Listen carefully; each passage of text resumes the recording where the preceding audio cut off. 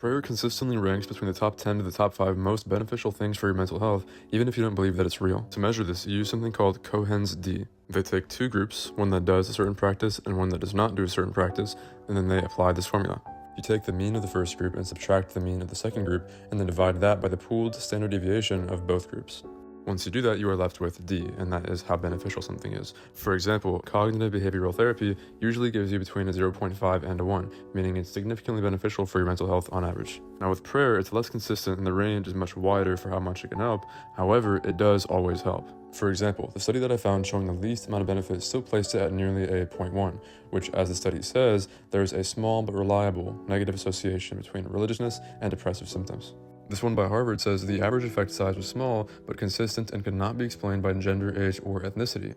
Interestingly, studies that included subjects experiencing higher levels of stress found the buffering effect of religious involvement was 50% stronger. Those were the studies that showed the lowest amount of benefit, but now on the higher end of benefits, we have studies like this.